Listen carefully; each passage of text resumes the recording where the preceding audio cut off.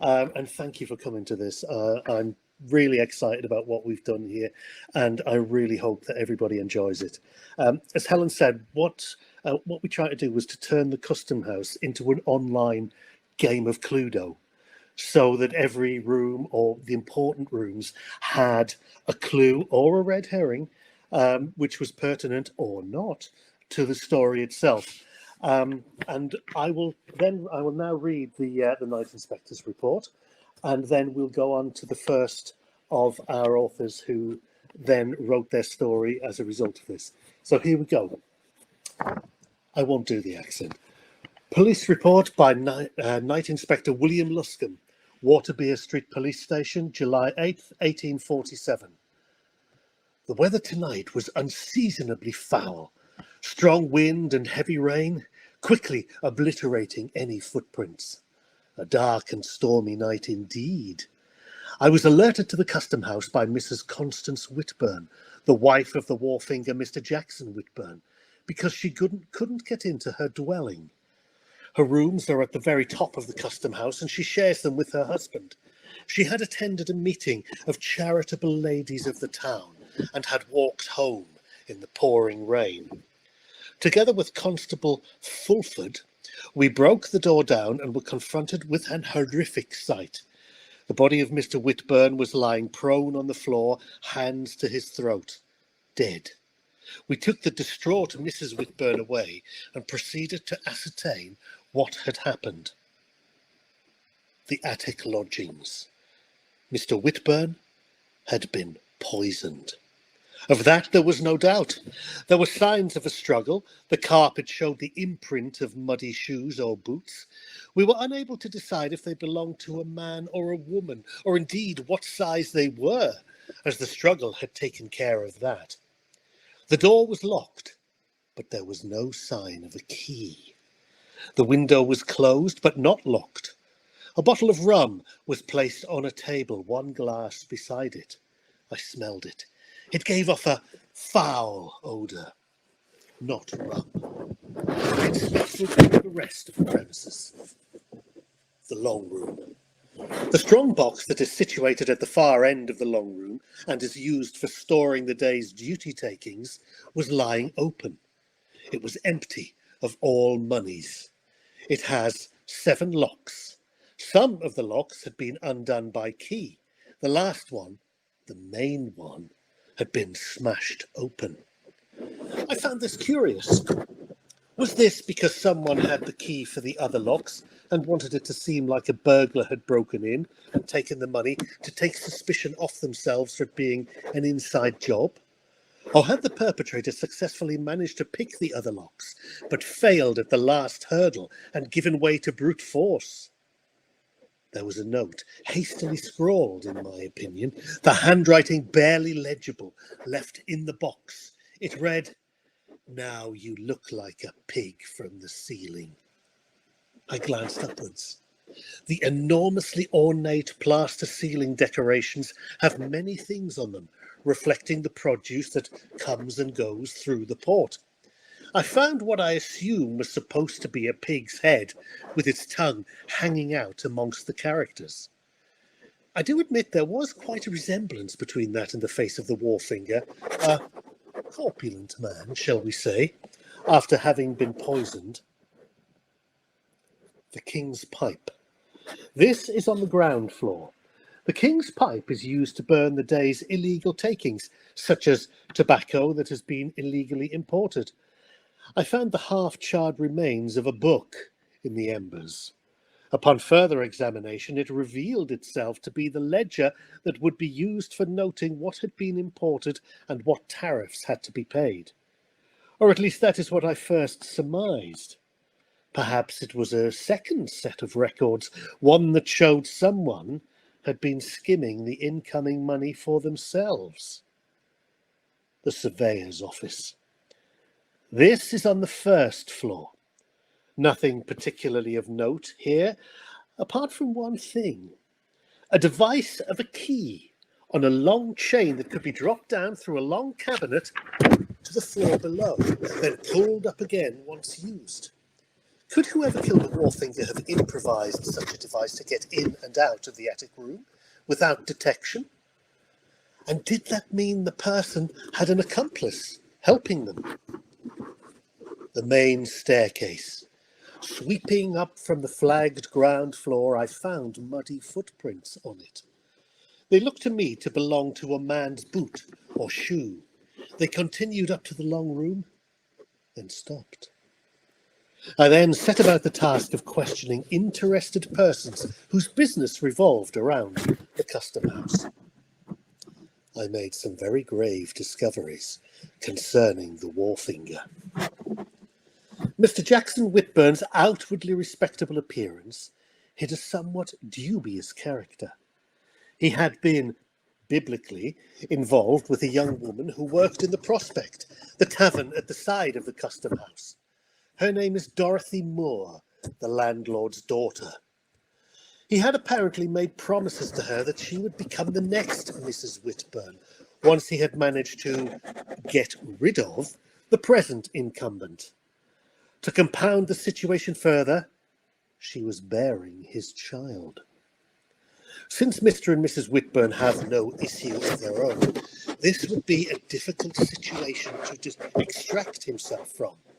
Indeed, Dorothy's father, Thomas Moore, had been heard to recently say that he intends to take matters into his own hands and deal with Mr. Whitburn once and for all. On the night of Mr. Whitburn's demise, Mr. Moore and Miss Moore were in their public house until 11 p.m. After that, they claim they both went to bed.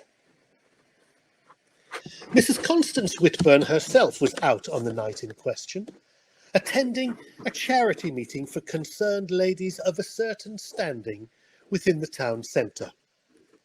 Upon questioning, she claimed not to have been able to find a hansom cab to take her home from the meeting.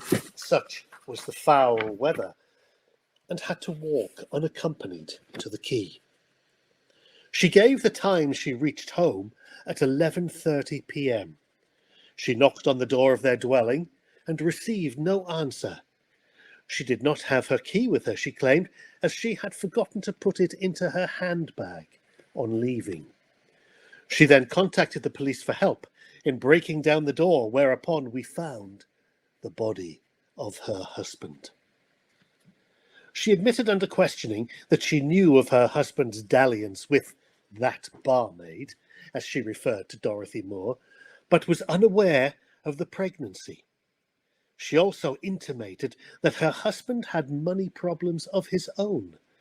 He had but 3 nights earlier broken down and tearfully admitted to accruing gambling debts approaching £100. Knowing Mrs. Whitburn was from a prosperous family, he begged for her father to advance him money to help him out of his predicament. Otherwise, he would be forced, in his own words, to take drastic action to stave off financial ruin. Mrs. Whitburn is very aware of her social standing in the city and does not want to do anything to jeopardize that. She claims she gave him no money, saying, "I have turned a blind eye to your evil shenanigans one time too many, Jackson. It is now incumbent upon you to find a solution to the problems of your own making." She claims he loudly announced that if help were not to be forthcoming, that he would take his own life. She replied that it would be no great loss if he did so. She would play the part of the grieving widow, and there wasn't a single person in the town who would not pity her for having to put up with him for so long. However, my inquiry soon showed me that gambling debts were not the only dubious activity Mr. Whitburn had become embroiled in. A smuggler, John Skinner, had recently attempted to bring in an illicit cargo of rum through Exmouth. It had been intercepted and seized, the crew, including Skinner, arrested. Skinner claimed under questioning that he had been engaged in smuggling activity with Mr. Whitburn, the wharfinger turning a blind eye to some of his shipments in return for a cut of his profits. Mr. Skinner did not receive a harsh sentence at the local assizes, but was let off with a rather lenient fine. He was also in the Prospect on the night in question, loudly heard to declare that Mr. Whitburn had dropped him right in it by alerting Customs and Excise to his presence, since they had recently had a disagreement and claimed Skinner could no longer profitably work together. He was heard in his cups to want vengeance against Mr. Whitburn, threatening to make him pay for what he did to me. I then spoke to Thaddeus Hale, Mr. Whitburn's head clerk. Mr. Hale claimed to have requested an audience with Mr. Whitburn to discuss some discrepancies arising from the accounts.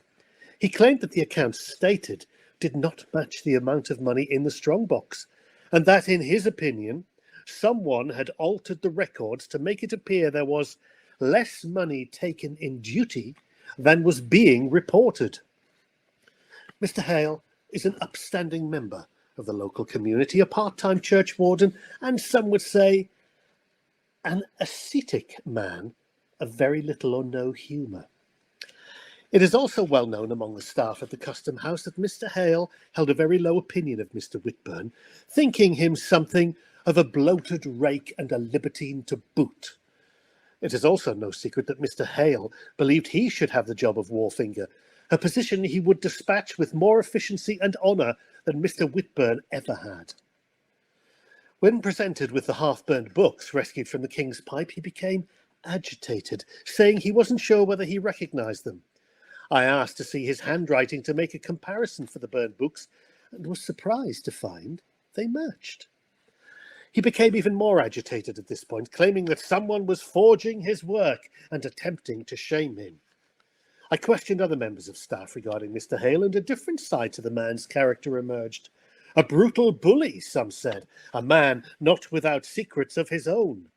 What those secrets were and whether they have any bearing on the matter in hand, I have not yet ascertained. As to an alibi for Mr. Hale, he claims to have been alone in his dwelling on the night in question, reading. A bachelor, he has no one to either confirm or deny his story. The last person I spoke to was Mr. Whitburn's apprentice, Mr. Marius Guppy. A sharp-dressed young man, something of a dandy, perhaps, in fact. A conspicuous man about town. There have even been rumours of a dalliance between himself and Mrs. Whitburn, a handsome woman and much younger than her late husband. Like Mr. Hale, and there any other resemblance ends, he is ambitious, notoriously so, with claims to wanting the wharfinger's job as his own.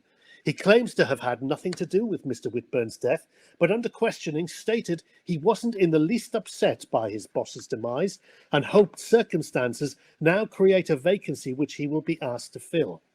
When pressed about his relationship with Mrs. Whitburn, he became more tight-lipped, saying that there was nothing to it, and that a few kindnesses and coincidences had been blown out of all proportion. Yes, he conceded she was indeed a handsome woman and would come into a considerable sum of money on her husband's death, but that was of no concern to himself. He intended to make his own way in the world.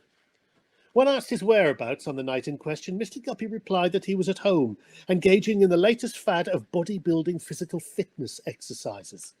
No one was there with him. However, it should be noted that when questioned, his boots were uncommonly muddy, and he made an effort to remove them from view in his living room before our conversation started. So there we have my report. You will see that this is no open and shut case. These persons all seem to have a motive for wanting Mr. Whitburn dead, or at least out of the way. I have presented the findings as I see them.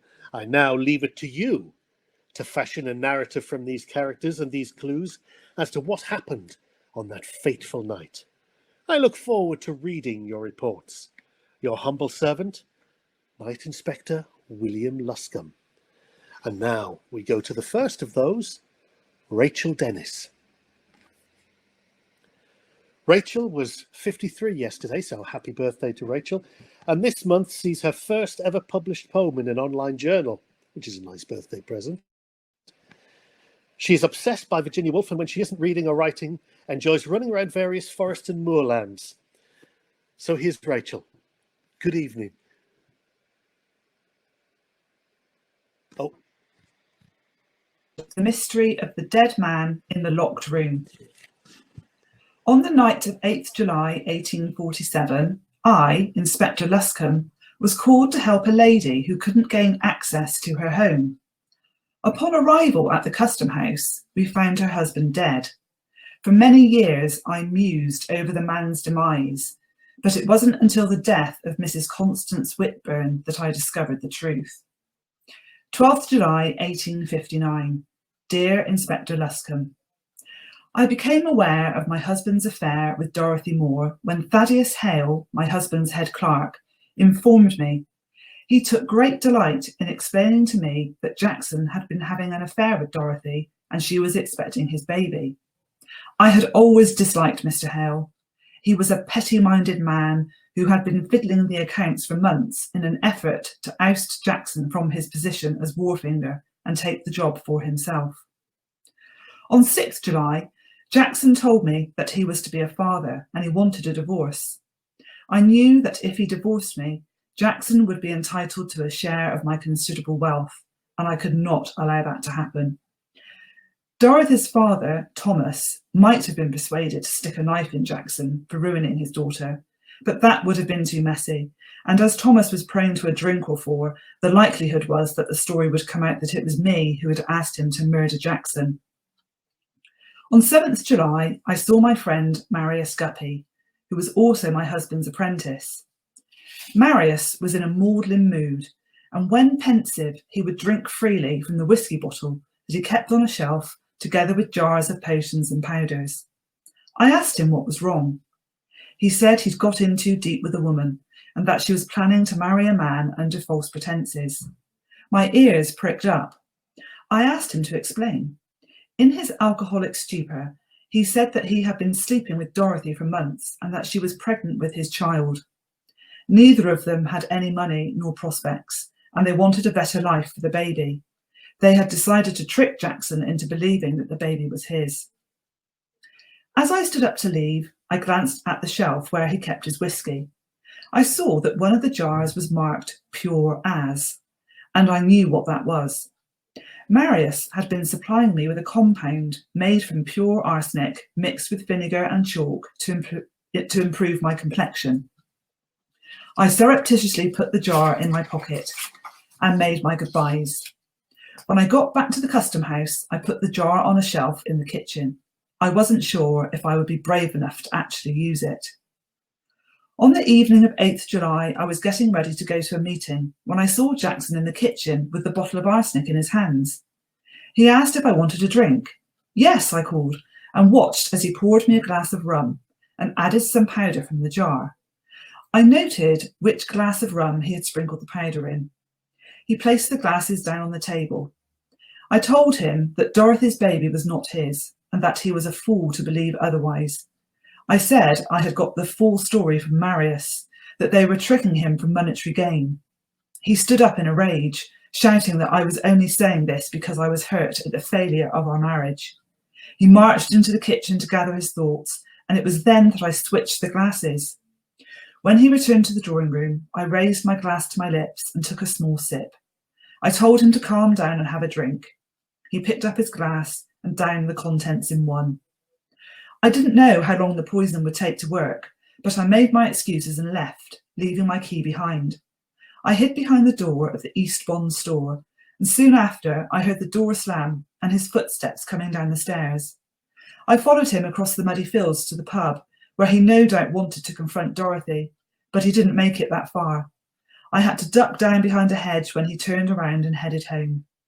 He climbed up to our apartment, closed the door behind him and locked it, as was his habit. He was struggling to breathe, and I heard him rampaging around the flat, the sound of glass breaking and furniture being overturned, before he eventually succumbed to the poison. Marius and Dorothy had a little girl called Mary. Marius made his way through the ranks and became wharfinger.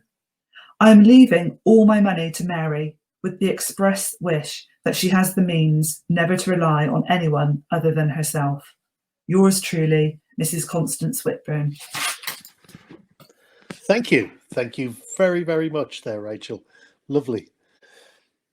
Elizabeth is a Brummie who migrated to the southeast as a teenager, but has finally settled in Devon, where she lives in an idyllic setting on the banks of a stream, except in November, when the house becomes an island in the middle of the stream. She enjoys contemporary craft writers like Lee Child, James Patterson and Damien Boyd, and has been recently immersing herself in Tudor fiction, or Tudor England rather, with C.J. Sampson. And here she is now. Hello, Elizabeth, can you hear me? Hi, Martin. Yes, I can. Good evening. Brilliant. That's right. Good evening. Let's hear your story. Thank you. My story is called Barefoot Revenge. As the meeting ends, I slip out, ignoring our lady chairman's call. I'll help her in her wretched soup kitchen later, after a suitable period of mourning. My husband's apprentice, Marius, awaits around the corner with a well-paid, reliable cabbie. The cathedral bell chimes 10. At the custom house, Marius strides towards the staircase, leading a trail of footsteps. "Marius, your boots," I hiss, then recognise the chance for confusion. "Take them off up there," I say, kicking off my own. When I reach the landing, he's also barefoot. "This way," I whisper, heading for the attic stairs. Behind the unlocked door, Jackson is sprawled in his chair, snoring, a half-empty rum bottle on the table. I tiptoe across the room and, pulling a twist of paper from my bag, drop the hemlock into the rum. I recork the bottle, then shake Jackson's shoulder. "Husband, raise yourself. It's time to lock up." His eyes open. He smiles. Briefly, he's the old Jackson, the man who fell for an actress, believing her to be the daughter of a prosperous merchant. Then his smile turns to a scowl. "Oh, it's you." "Who were you expecting, sir? Your floozy?" He slops rum into his glass, swallowing it in one. I walk backwards. Too late for doubts now. Marius gasps as the reality of what we've done, just found him. Jackson's hand goes to his throat as his lungs shut down. He falls back and is still. A tear threatens, but I will not cry for the man who betrayed me to play happy families with his whore and their brat. Wearing our boots once more, we stamp around, a mixture of prints to confuse the best detectives. Then, "You know what to do next," I say. Marius closes the door behind me. I hear the key turn, the grating sound of a window opening. Silence, then a thud as it closes. I run down to the long room and open the window. The wind howls. There's a scrabbling sound. Marius appears, grinning. Swinging his legs through the window, he jumps to the ground. "We did it, Connie!" I cringe at his familiarity, but must keep him happy for now. And he's risked his life scaling the front of a building in high wind. So I hug him, then push him gently away. "Now for the strong box," I say. "Let's see what I can remember." Sinking to my knees, I begin picking the locks. I'm on the final one when the street door opens.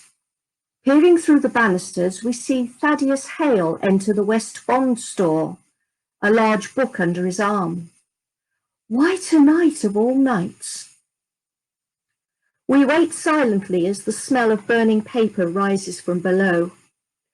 One of the grotesque designs on the long room ceiling reminds me of Jackson's face, and spying another chance for confusion, I search for pen and ink.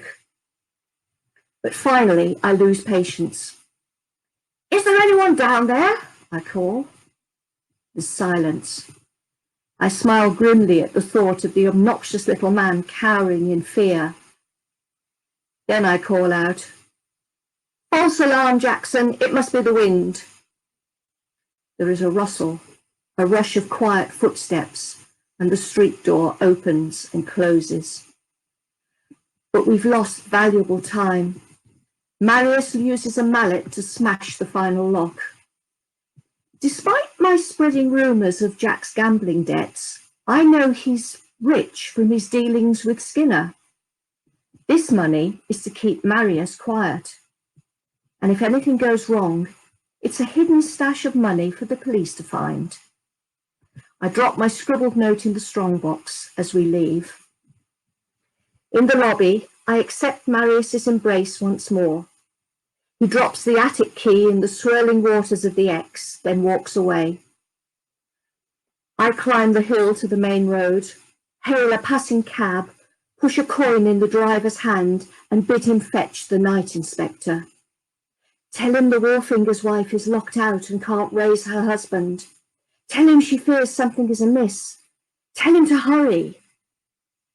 Then I stroll back towards the custom house, awaiting the cue for my biggest role yet, the distraught widow, eager to help the detective find her husband's murderer. Lovely. Thank you. Thank you very much, Elizabeth, for that. Welcome. Really appreciated it. Thank you. All right. Okay. Next up on screen for tonight, we have Lou Grier. Lou studied creative writing at Essex University, and I have to admit that's where I first met her when I was working as the RLF fellow there. So you see, Luscombe explained, it was simple to deduce that it was Mr. Skinner who killed Jackson Whitburn, taking his revenge and his money at the same time.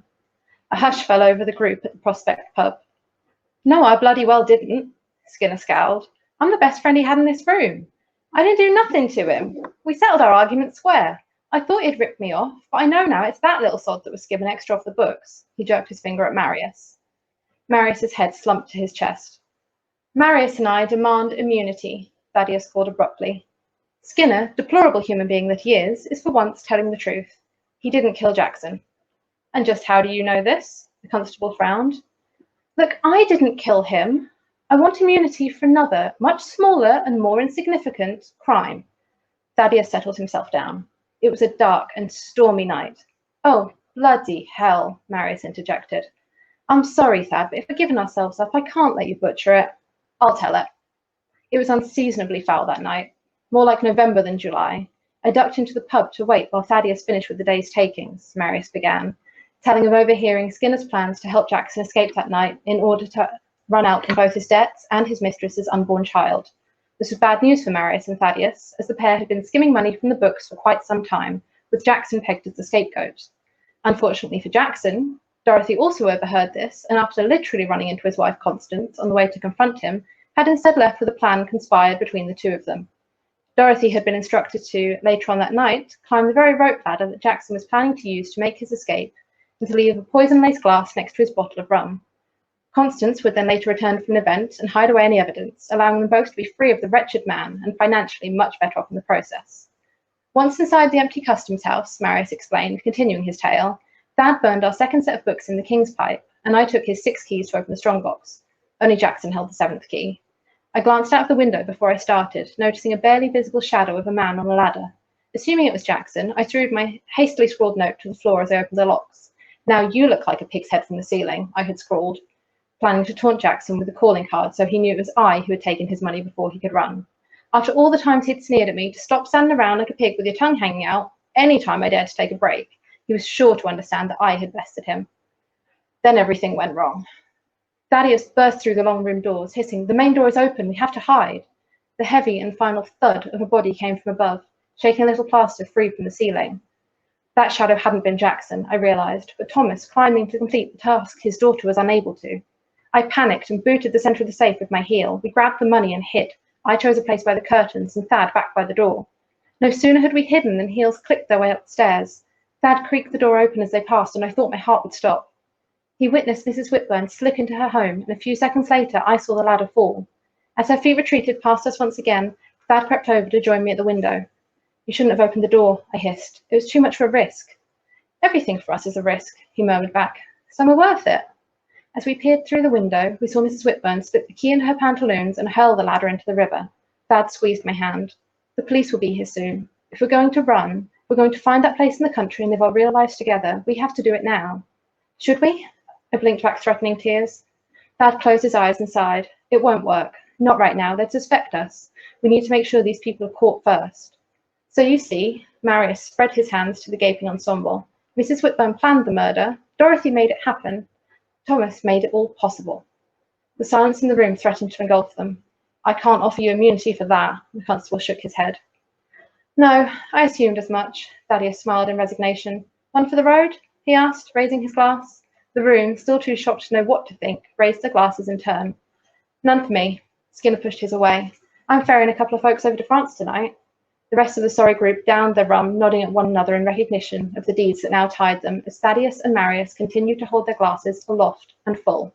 Luscombe gazed at each person in turn. Widow, mistress, barman, smuggler, head clerk, and apprentice. You two not drinking either? He paused and frowned at his glass. This rum tastes odd.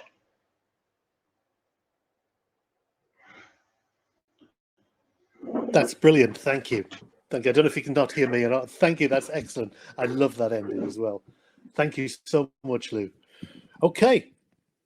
Moving on, we have Donna next, Donna Mccluskey. Donna lives just outside Cambridge in a little village, although she's originally from the States, from an area that's mainly known for pretzels and bologna, two of the main food groups, as I'm sure you know. I think I first met Donna years ago in a university in Cambridge when on a creative writing course, if that is correct. I think it is. I'm sure it is. Hopefully she'll be here any moment now. There she is. Oh, right. Hi, Hello. Donna. How are you doing? Right. Good. Good. Okay. Right. Well, I shall be off, and I'll leave you with Donna. And Outwitting the ghost of Jackson Whitburn. The bottom line is that you can't outwit me. I'm now one of the ghosts of Exeter Custom House. We know almost everything. As for power, well, that is limited, but we can still wreak havoc. I'm proud to say that my hauntings left my previously beautiful wife with a disgusting skin condition. As for the despicable landlord and smuggler who poisoned me, I ensured they had tormented, shortened lives, an everlasting hell. They did me a favor, actually. Left to my own devices, I'd have ended up in a similar situation myself.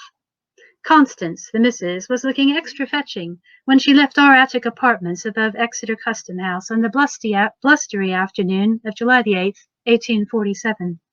I now know that she went to further her dalliance with my dandy apprentice, Marius Guppy. She left her attic key in the front office closet on a string, which could be pulled up through the ceiling to the surveyor's room closet. I wish I'd devised this arrangement myself during my years as Exeter Custom House wharfinger. Late afternoon, whilst I was meeting with my ever-humorless head clerk, Thaddeus Hale, the slimy smuggler, John Skinner, and the wheezing old fart of a public landlord, Thomas Moore, took my coy Constance's key from the closet and sneaked up into the attic rooms where they locked themselves inside. My confrontation with Hale downstairs went as expected. He accused me of fiddling the ledgers, the imports ledger, and I reminded him of his own scurrilous deeds, which I'd be quite prepared to expose, if necessary. Then, whilst I finished some paperwork, I later learned that the old prune went off to the long-room strongbox. There he swapped the official ledger for one of his own design. His brilliant idea was that upon opening the strongbox the next morning, during a surprise inspection, which he'd arranged, my creative use of Custom House funds would be exposed. However, things didn't go to plan. When he locked only the first of the strongbox's 7 locks, he heard my scream, followed by the thud of me crashing down onto the creaky attic floor. Thus he was spooked, and he scurried off like a rat, leaving the strongbox locked only once. Under the stench of Smuggler Skinner's foul breath, I was pinned down, whilst Moore, with his surrounding aura of flatulence, glugged poisoned rum into my mouth. They left the room arranged as if I'd killed myself. Moore replaced my coquettish wife Constance's key on the closet string and scarpered back to his public house. Skinner took my keys, intent on robbing the strongbox. Despite only 1 lock to open, the shaky-handed scoundrel lost patience. Hence he broke in, grabbed the money, and flung my magnificent keychain into the River Exe. The weather that night was as foul as my colleagues. My conspiring wife Constance was getting drenched during her high society meet-up walk home, when who should appear? It was the gallant fish-brained Guppy who swept her off her frivolous feet and carried her back. Muddy-shoed, he toted her on up to the first floor, whence they saw that the strong box was left wide open. Constance crept across the long room and whispered to her lover that the money was gone. "What about the ledger?" he spluttered back. When Constance picked it up, he stared wide-eyed and promised to burn it in the king's pipe as he left, lest it incriminate both him and me. He was, after all, my apprentice. Then my wayward wife fetched her key from the closet and boldly pranced upstairs to see how my attackers had left me. Did she scream or cringe? No, my dear, you didn't, did you? I keenly hovered overhead and watched aghast, whilst you smiled. Then you calmly relocked the attic door, casually walked back out into torrential rain, flamboyantly flung your key into the X, and sought the police on the pretense of grave concern to escort you back to Exeter Custom House and break into the attic. I'm glad the canny police caught the lot of you. It amused me to watch you all squirm through lies and accusations against one another, like stranded fish at low tide, until the truth emerged. On balance, I have only one regret: the cat. Constance's infernal, whining Mog, who often brought rats half alive to chase around the custom house rooms, is now with me forevermore. Take my advice. Never kill a cat if you wish to see an end to it. Excellent. I think I first met Donna years ago in a university in Cambridge when on a creative writing course. Outwitting the ghost of Jackson Whitburn. The bottom line is that you can't outwit me. I'm now one of the ghosts of Exeter Custom House. We know almost everything. As for power, well, that is limited, but we can still wreak havoc. I'm proud to say that my hauntings left my previously beautiful wife with a disgusting skin condition. As for the despicable landlord and smuggler who poisoned me, I ensured they had tormented, shortened lives, an everlasting hell. They did me a favor, actually. Left to my own devices, I'd have ended up in a similar situation myself. Constance, the missus, was looking extra fetching when she left our attic apartments above Exeter Custom House on the blustery afternoon of July the 8th, 1847. I now know that she went to further her dalliance with my dandy apprentice, Marius Guppy.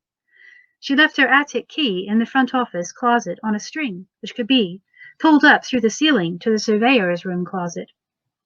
I wish I'd devised this arrangement myself during my years as Exeter Custom House wharfinger. Late afternoon, whilst I was meeting with my ever-humorless head clerk, Thaddeus Hale, the slimy smuggler, John Skinner, and the wheezing old fart of a public landlord, Thomas Moore, took my coy Constance's key from the closet and sneaked up into the attic rooms where they locked themselves inside. My confrontation with Hale downstairs went as expected. He accused me of fiddling the ledgers, the imports ledger, and I reminded him of his own scurrilous deeds, which I'd be quite prepared to expose, if necessary. Then, whilst I finished some paperwork, I later learned that the old prune went off to the long room strongbox. There he swapped the official ledger for one of his own design. His brilliant idea was that upon opening the strongbox the next morning, during a surprise inspection, which he'd arranged, my creative use of custom house funds would be exposed. However, things didn't go to plan. When he locked only the first of the strongbox's 7 locks, he heard my scream, followed by the thud of me crashing down onto the creaky attic floor. Thus he was spooked, and he scurried off like a rat, leaving the strongbox locked only once. Under the stench of Smuggler Skinner's foul breath, I was pinned down, whilst Moore, with his surrounding aura of flatulence, glugged poisoned rum into my mouth. They left the room arranged as if I'd killed myself. Moore replaced my coquettish wife Constance's key on the closet string and scarpered back to his public house. Skinner took my keys, intent on robbing the strongbox. Despite only 1 lock to open, the shaky-handed scoundrel lost patience. Hence he broke in, grabbed the money, and flung my magnificent keychain into the River Exe. The weather that night was as foul as my colleagues. My conspiring wife Constance was getting drenched during her high society meet-up walk home, when who should appear? It was the gallant fish-brained Guppy who swept her off her frivolous feet and carried her back. Muddy-shoed, he toted her on up to the first floor, whence they saw that the strong box was left wide open. Constance crept across the long room and whispered to her lover that the money was gone. "What about the ledger?" he spluttered back. When Constance picked it up, he stared wide-eyed and promised to burn it in the king's pipe as he left, lest it incriminate both him and me. He was, after all, my apprentice. Then my wayward wife fetched her key from the closet and boldly pranced upstairs to see how my attackers had left me. Did she scream or cringe? No, my dear, you didn't, did you? I keenly hovered overhead and watched aghast, whilst you smiled. Then you calmly relocked the attic door, casually walked back out into torrential rain, flamboyantly flung your key into the X, and sought the police on the pretense of grave concern to escort you back to Exeter Custom House and break into the attic. I'm glad the canny police caught the lot of you. It amused me to watch you all squirm through lies and accusations against one another, like stranded fish at low tide, until the truth emerged. On balance, I have only one regret: the cat. Constance's infernal, whining Mog, who often brought rats half alive to chase around the custom house rooms, is now with me forevermore. Take my advice. Never kill a cat if you wish to see an end to it. Excellent. Thank you so much, Donna. And a great, oh, yeah, poor cat.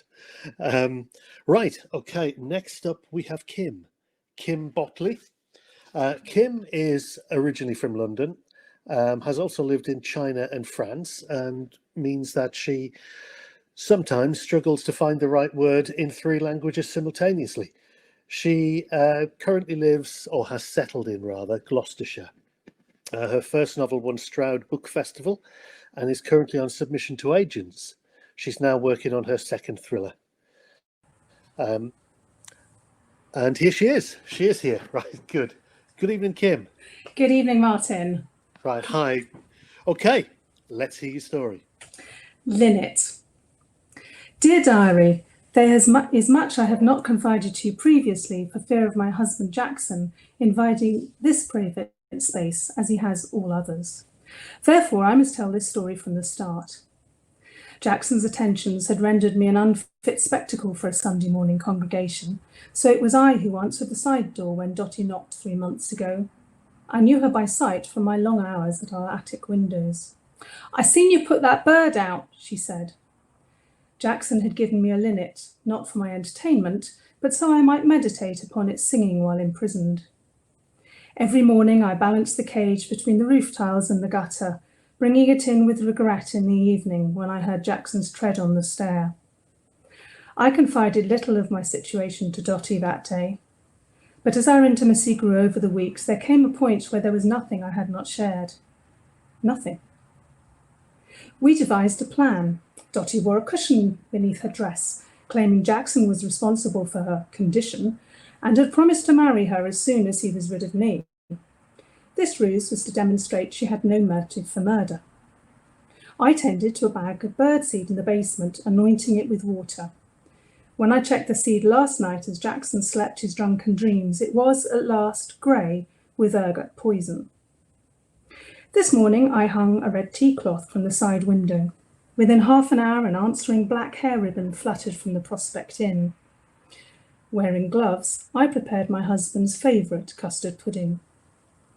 Jackson died as he had lived, noisily and without dignity. I watched in fascination. How strange to pull myself into the hansom cab 20 minutes later, unaided by Jackson squeezing my arm tightly to remind me I attended the Ladies' Lodge meetings not for my pleasure, but to maintain his social standing. Stranger still to return to the quay and not see Jackson waiting, pocket watch in hand. In the back parlour of the attic, Dottie and I set the scene as though Jackson had taken his life, the poisoned bottle on the table, his body up beneath. I pocketed his keys and gave Dottie mine. We planned to empty the strongbox so it would seem my husband had availed himself of its contents to service the non-existent gambling debts I would later mention to the police. Disaster! We lacked the requisite number of keys. I looked at the royal coat of arms hanging in the long room and willed Queen Anne's spirit to come to my aid. The sound of splintering wood broke my thoughts. Dotty had smashed the troublesome lock. If we leave the front door unlocked, it'll look like an inside job, she said, sliding her thin cotton petticoat to the floor so we could fill it with the contents of the safe. Thaddeus Hale is our thief, I said, silently thanking Queen Anne. I ran upstairs and retrieved his ledger from Jackson's hiding place. A prisoner knows every loose floorboard of her cell. Dotty, knotted petticoat over her shoulder, followed me to the ground floor. What's that? She said. The King's stove. It's where they burn seized contraband. Opening the door, I smelt olive oil and tobacco. I placed the accounts book on the inside brick edge. The pages will only singe. It will appear Mr. Hale has failed to destroy the evidence of his corruption. Clever, Dotty said. We kissed our good lucks and I left by the side door, which Dotty locked from the inside. I walked behind the custom house, appearing on the quay as though I had just arrived home.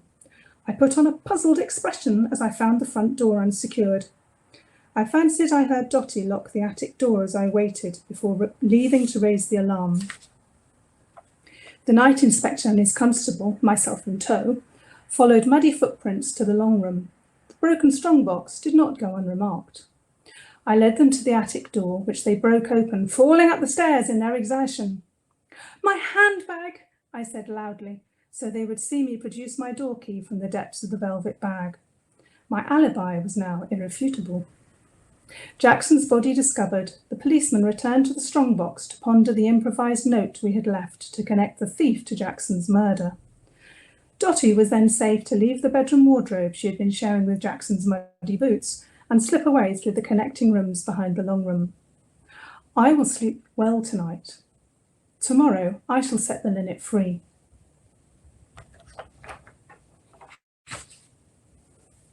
Thank you very much there. Thank you. Thank you very much for that, Kim. I've said it before, but I love the mention of the linnet as well. That brings back sometimes Sweeney Todd to me. Okay, now we've got Claire next. Claire Heath. Time will tell. Luscombe, call this a report. Conduct a professional investigation. None of that psychological nonsense, not intuition nor your speculations. I want facts, not gossip, gaslighting or grim tales. That man was the harbour master. Get back out there and find who did for him. My superior sounded unimpressed. Perhaps I had been a touch capricious. In my defence, it was nearing midnight on an extraordinarily foul evening when a rain-soaked handsome woman entered my office. Fulford, what did you note about our suspects? Shifty citizens. Must shut this case quickly. Motives, alibis, witnesses, roguery, robbery, murder most foul, like the weather, and the superintendent's mood. Are you writing this down, Fulford? Apart from the superintendent's mood. Fulford, breakthrough, witness, gather the suspects by the main staircase in the customs house. Let us see how they perform on hearing their evil deeds reflected. When making my way to the prospect, my father had already left, I saw a bunch of keys fall from the attic window of the customs house, the window overlooking Quay Hill. I saw a man pick them up. He continued down the hill and turned right in front of the customs house. Sorry? I do not know exactly. My shift started at 7:30, so sometime between 7, when I left our lodgings, and 7:20. On reaching work, I glanced back, seeing Mrs. Whitburn exiting the side door, heading towards me. She was smiling. When I left at 11 p.m, I saw her return, entering through the side entrance. My father stayed to lock up. He was home around 11:30. When Constance Whitburn returned to the attic room, the wharfinger was apoplectic. The strong box. Where are the spare keys, you spiteful witch? What have you done? I am ruined. Before Constance had left, she carried out 2 tasks. She lifted keys from the bureau, comprising the customs house front door key and the strongbox keys, and dropped them out of the rear window. She emptied a phial of poison into the bottle of rum, swirling it gently. With 1 full glass already gulped, Jackson would not notice any foul aroma. Topped up your glass, Wolfie. See you after my meeting. Thank you, my love. By then, he should be safely stowed away on a boat. Now, the drawer was hanging open, and the poisonous rum was clearly producing the desired effect. Slow-working venom had fitted the bill. They wanted him to check the strong box, just as usual. Just their little joke, seeing him swell like the ceiling pig. They did not know where Jackson would die. All they knew was the toxin's fatality. Nothing to do with me, you adulterous old rogue, though I do hope it saves all the people you shafted. Jackson grabbed Constance by the throat. The noxious concoction of rum, poison, and murderous rage began to boil and bubble. His eyes began to bulge out of their sockets. Jackson let Constance go. Clasping his hands to his own throat as airways closed and organs began to fail, he fell to the floor, tongue lolling out of his mouth, like the ceiling pig. Jackson contorted like a snake, obliterating muddy footprints on a carpet before stillness settled on his bloated frame. Time to go, Wolfie. See you later with the coppers. Constance left the room, locking the door behind her, and attached the key to the chain in the surveyor's office long cabinet before heading down the back stairs and into the street.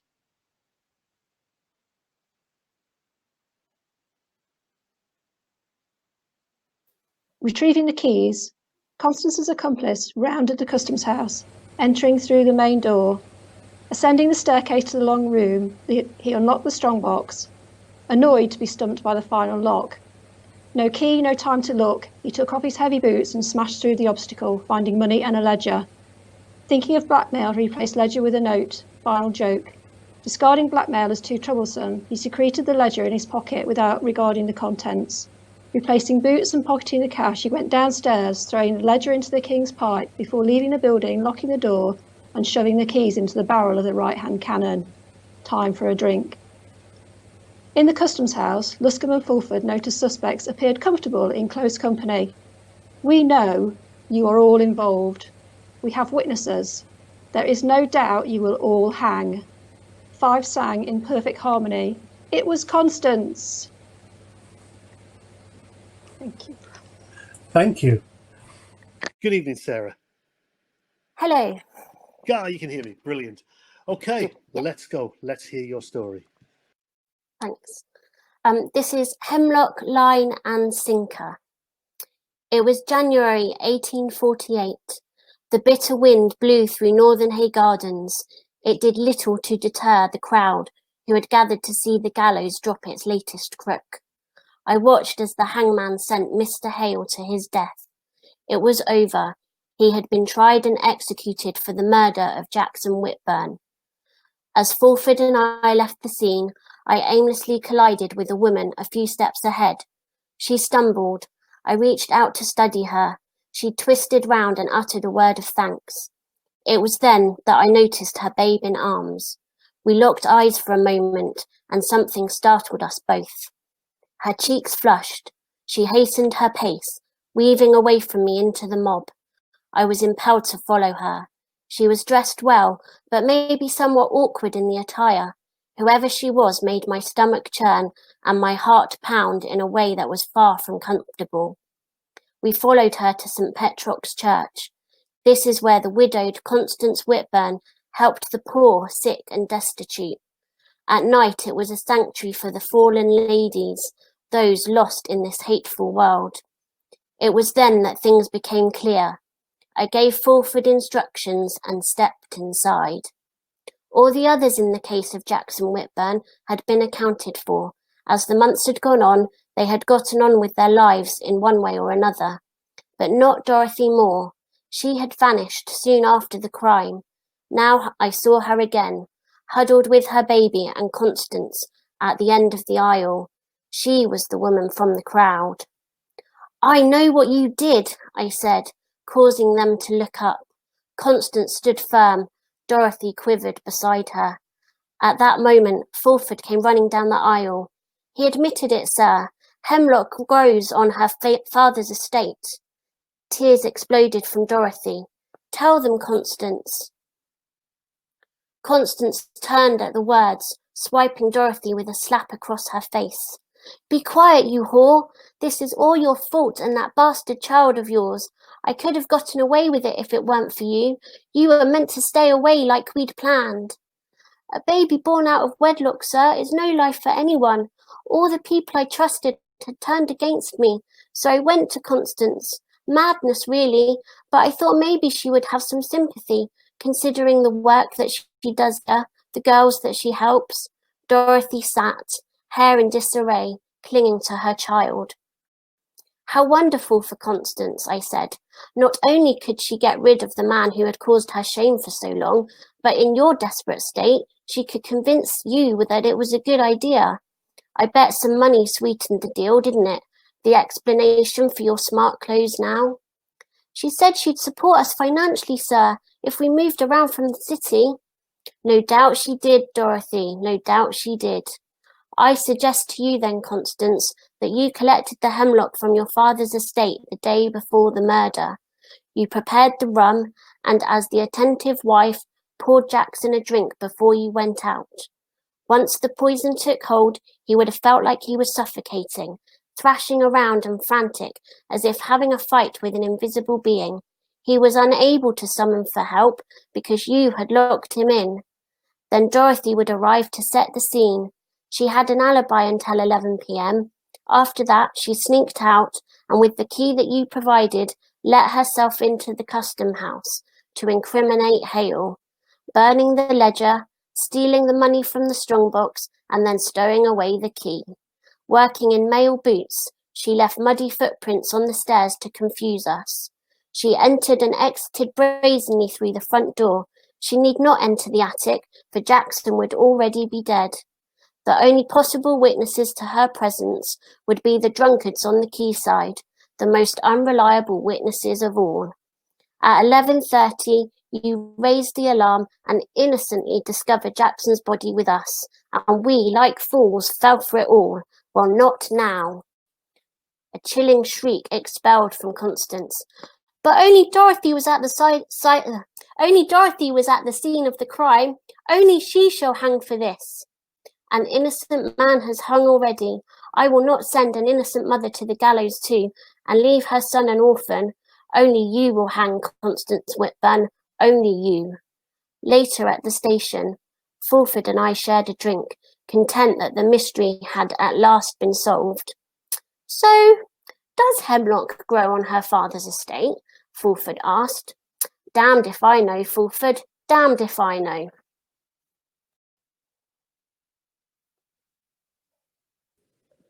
Lovely. Thank you so much for that, Sarah.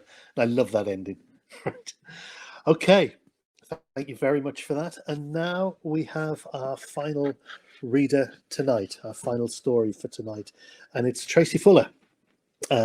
Tracy lives on Dartmoor, lovely, and has written for as long as she can remember. She's published a short novel called The Silver Vessel, about a lifeboat, the Great War, and a dive show off a Sussex pier. Her new favourite author is Natasha Pulley, and Tracy particularly loves The Watchmaker of Filigree Street. When Tracy isn't writing, she likes to go wild swimming in the River Dart. Lovely. I'll have to check some of these locations from you as well, because I wouldn't mind doing that. Okay, right. Thank you very much. Here we are. Tracy, take it away. Thank you, Martin. You cannot poison a man who is already dead. That evening, I had plans of my own. My husband was at the Prospect Inn, gambling and flirting with that barmaid. Poor love. She doesn't know what she got herself into. It suited me very nicely. Returning around 11 p.m., I spied Marius Guppy, a rather splendid young man, sliding like quicksilver down the drainpipe at the back of the building.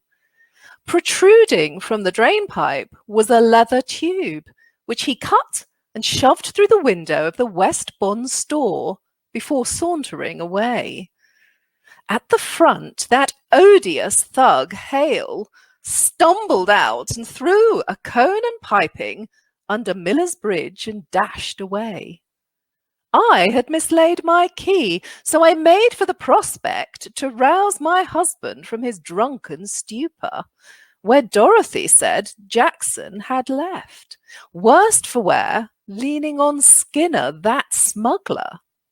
I felt for Dorothy. Poor lamb! With child and no prospects, the girl would be disgraced. It was a terrible sight when Constable Fulford broke down the door. Jackson was clearly dead. That idiot Luscombe, clutching a half-burnt book, asked about my keys. I became flustered about my evening's exploits. Firstly, I attended a dreary charity meeting, and then met Mr. Wadham. Oh, not like that. We're investigating gas balloon flight. It is most exciting. I am determined to become a female aeronaut. The exhilaration of employing my brain to the advancement of science was stupendous.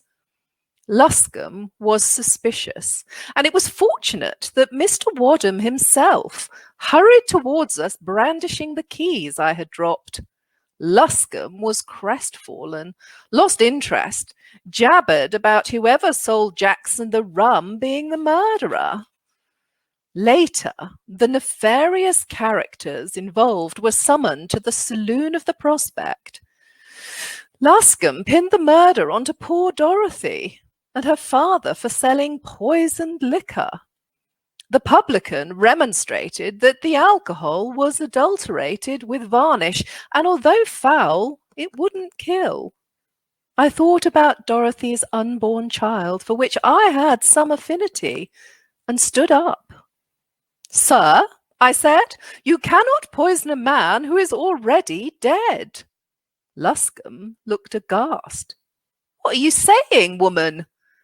I said, "Quite simply, sir, Hale and Guppy murdered my husband with a book and pipe in the Wharfinger's attic." "Are you saying that fine, upstanding Mr. Thaddeus Hale murdered your husband? What on earth for?" "Well, I would have thought that was obvious. His job." "And Guppy?" "Well, I couldn't possibly say." I was blushing. "He wants her or her money," chirps up Skinner. "Cheeky swine." I was clearly talking to infants. Hale set fire to the book and placed the cone over it, restricting the air to the fire. The incomplete combustion of the book created carbon monoxide, a poisonous gas. The book is your murder weapon, Inspector, not the rum. Hale then threaded the pipe through the building, out of the West Bond store window, where Guppy took it and climbed into the attic.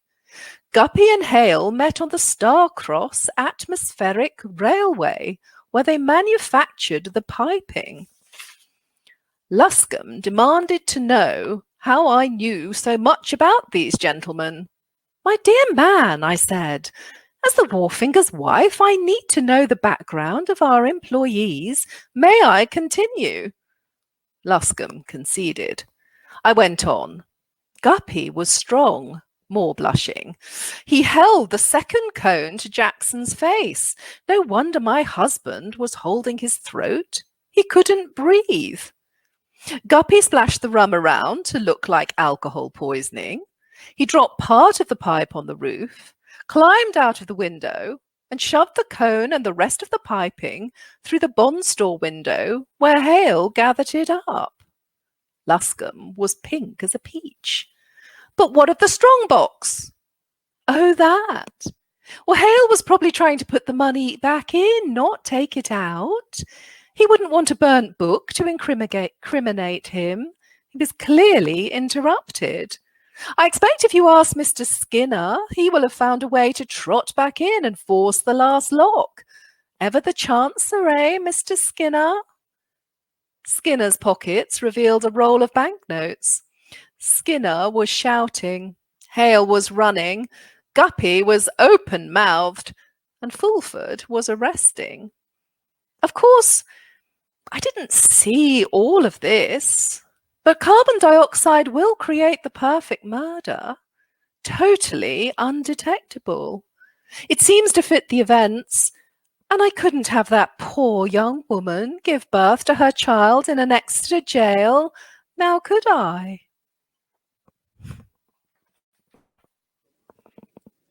Thank you very much, Tracy. Thank you so much. Thank you.